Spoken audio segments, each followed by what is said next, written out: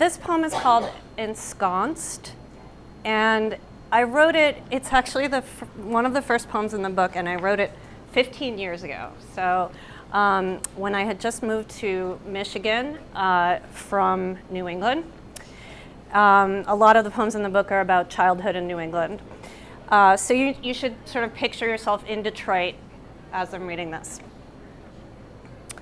Ensconced. At the mall, or by mail, from Pottery Barn or the like, you can buy a way to soften glare and call it design. Lest tallow spill, or candles flare, or a torch burn entire towns, settlers left a coast of salt boxes hugging the shore and went west, built a road to everywhere to arrive at the light bulb. Now, progress is the end of a time zone echoing down the wide avenues, a man hailing the bus that's left him behind. It's mornings that arrive 2 hours late, long past the bright New England dawn. When I didn't know what she meant, when she asked me what I meant by home, my mother decided to send me son in a box. Our last New Hampshire winter, my brother and I marched and marched around the frigid farmhouse, singing along with Tigger and Piglet and Pooh, their bouncy, trouncy, ouncy, pouncy, fun, fun, fun, fun, fun, until the day my father broke the record. Home now is a cell phone's you can't undo this action. It's kitchen islands and central air, rooms so tall I can't open cupboards or reach the recessed lights. Home now, our walls are thin.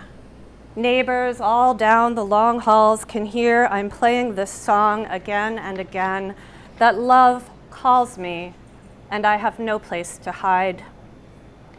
Mother, I mean this guitar flaring out its plangent chords, the 5 o'clock shadow at the closed window. I heard it just once, not long after we left, on a cheap radio, the strain of my father's old harmonies, and my hands loosened. I mean, I want nothing more than to love that way, without shade, a naked beach in a storm, a ledge of resonant sea, not splintered knees or crooked floors, or a girl affixed to her father's legs as he tried to kick her away. Not that, her cheek against the cold linoleum, the careless fluorescence of his gaze, the soft glow, the carpeted fall. This song, I want back that girl with nothing more than to love. Thank you. Thank you. And you'll detect a theme. The next one's called From New Hampshire. And I have to read it from here, so we'll see how this goes. Okay. It's going to be great on video here. Okay, I think this works.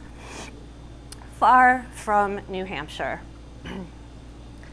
As children, we must have often walked along the low stone walls on the way to Mrs. Foot's orchard.